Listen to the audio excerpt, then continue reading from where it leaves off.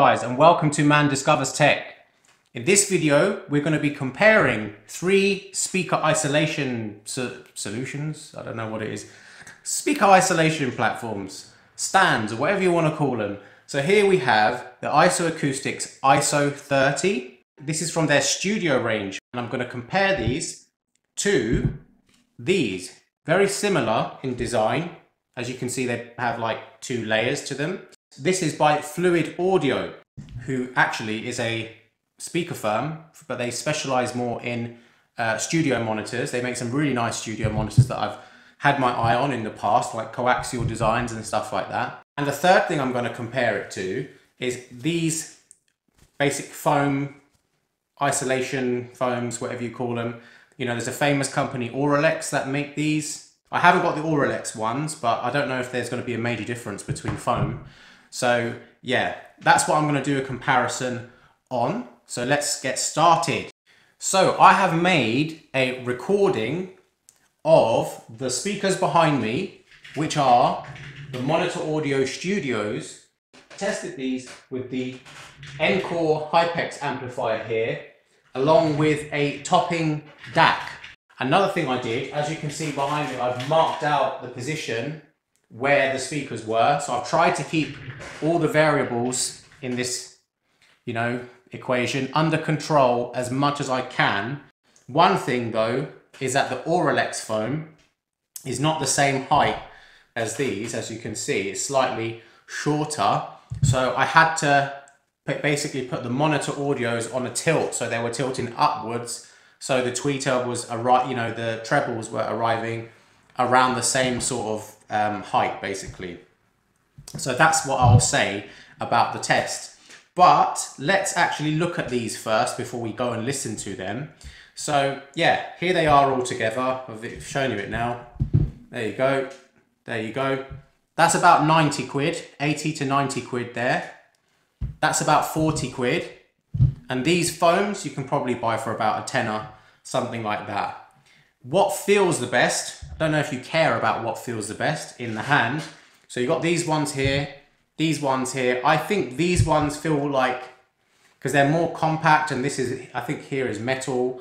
You know, I think, and obviously this rubber as well. This rubber is, it feels like more kind of like thick, if you know what I mean. These are basically 2 sheets of MDF with some plastic here, and they connect with, and you've got some kind of rubber toppers on top. Nothing really feels extra special. This is vinyl wrapped. I don't know if you care, but yeah, it's MDF, and that's about it. There's like a sticker here, which I don't really like. You know, it's just a sticker that's been smacked on, but it's half the price of these. And obviously this is just foam, so it doesn't feel extra special. What's the easiest to assemble? Now I would say the easiest ones to assemble are these, because they came assembled. And if you want to change like the tilt on these, all you do is, one second. All you do is you just connect them up. So look, here you go. That's tilted. You put that on. Now it's flat. Tilted and it's flat. Yeah, so that's that. Obviously that's the easiest. But in terms of actually assembling these stands, these IsoAcoustics were way easier to put together than these. For a start, this is toolless. You don't need any tools to do this. You just pull them apart like that. There we go. And then these rods, they pull out one by one. You just pull it out, and then you can adjust the height with these rods here, which I showed you in the other video. Go back to my other video of the IsoAcoustics for a full demo of how to adjust the height and tilt and all that. Right, so there you go, that's that. Now with these Fluid Audios, they're a lot harder because this plastic here joins these up. Underneath here, we have some rubber feet. And if I take this off, this has got double-sided tape on it. So if you want to adjust the height, you have to take that off. Underneath there's a screw. You have to unscrew it on that side, and you have to unscrew it on the other side as well. And then you've got to do that 1, 2, 4, 6, 8 times. You have to do that. And then on top of that, you have to connect, you got to get this MDF into these gaps, you see, where it's kind of like holding on to. And it's not that easy. It sounds easy, but this is a really, really tight fit. And when you're trying to put one side into these and then put the other one in, it's a bit fiddly. So if you were to adjust the height of these, let me show you the height adjustment as well. I'm not going to do a live demo of that because I'll be here every day. I mean all day, sorry. So yeah, that's the small setting and that's the large setting, you see? So that's how much you get. There we go. Hopefully you can see that. Yeah, it's about like that much more that you get in height. Let me measure it for you. So from here to here, from top to bottom, it's about 7.5 centimeters, that is. 7.5 centimeters, which is about 3 inches for those of you on an imperial system. If we were to add that, it would add another 6.5 centimeters, so another 2.5 inches or so. It's going to add. So yeah, so basically the maximum height of these is, what is it? It's something like, I should have just loaded the spec sheet up, it'd be a lot easier. Yeah, the maximum height of these is about 13 centimeters, which is in metric, imperial, about 5 inches, just over 5 inches. So yeah, that's that. And these, the IsoAcoustics, I think they were 22 centimeters. I think just over 9 inches. So there we go. That's the height difference. If you want more height, go for the IsoAcoustics. What looks the nicest? Well, look, they're behind you now. IsoAcoustics there. And there we have the fluid audios. So you can make your mind up. I'll zoom in for you now if you want. There you go. Here's a bit of zoom. And I'll zoom in digitally as well. So there we go. That's up to you, isn't it? What one looks the nicest. And yeah, what one sounds the best? Well, we're going to do that in the review in a minute. And yeah, in fact, we're going to do that now. Let's listen to it. Let's listen to the recording. So let me tell you, there's 5 recordings. I've split these recordings up so you can very clearly see which one is the ISO, which one's the fluid, and which one is the Auralex foam, which I've now lost.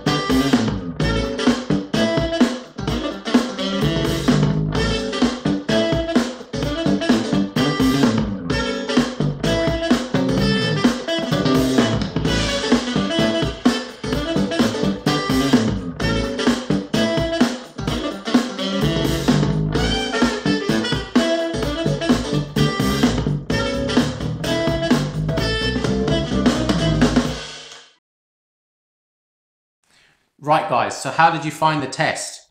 I must apologize about the sound quality because I don't have the best equipment right now. For a start, we have a bit of an echoey room in here. It's not ideal, I'm working on it.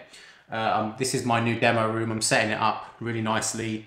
It's gonna take me a couple weeks or so. So yeah, I'm working on it. The other thing is microphone. I couldn't use a stereo mic. It's a bit annoying really, but I am investing in that. Now, there's also YouTube compression to take into account, but I hope that you'll be able to listen through these problems and you should still be able to hear there are slight differences, especially in the bass. Now, what did I find specifically? I found the IsoAcoustics had the edge.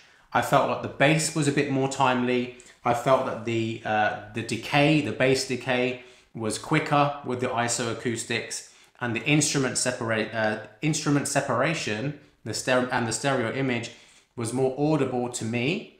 And yeah, I especially heard this with drum kit. It was really easy to hear with drum kit. In real life, in this room, even with the echoes and all that, I could still hear it in this room, right? Even without the microphone, I know obviously it didn't make a big difference, but with my ears, I could hear it. So if you didn't hear, go to track 2 now of the recording that I made, have a look, and you'll see what I'm trying to say. There's definitely something that these IsoAcoustics have over the fluid audios and the foam. Now, I don't know whether this difference is worth double the price. That really depends on you, your budget, how much money you earn and what you're looking for. It really depends. And also the problems that you have. Like for me, in this room, I might have been better off spending 100 quid on upgrading the room acoustics. That would most definitely be the best thing to do. So, it all depends where you are on the journey. If your room is good, your speakers are good, your amp and all that, everything is good, then maybe this could be something that you consider and it's worth the 100 quid. I did think that the fluid audios, I did think that these were a close second. Yeah, sometimes the difference wasn't really there, but in some tracks it was obvious to me, even with just going on acoustic memory and not listening back through the mic and all that sort of stuff. I definitely did feel there was a difference. At first, I thought there was not going to be any difference because I'm one of these kind of skeptic sort of people. I don't kind of buy into hype. So yeah, I was quite surprised there was something there. And the foam was the worst. You could hear the foam was the worst. It makes a difference, obviously, not having any isolation whatsoever, but you could tell the bass was hanging around a little bit more and the sound was a little bit more like lumpy. So yeah, there is another consideration that the foam wasn't the same height as the others, so we couldn't do an exact fair test here. But yeah, you could see on the desk that in terms of the x-axis and y-axis, which way it is, it was the same. Only the z-axis was different. Now, another thing is, one of my subscribers told me about the pound coin test. So you put a pound coin on top of the speakers, put them on obviously banging out some music, and see if the pound coin falls flat. So I did do this test. Here it is now for you to see. What do you think?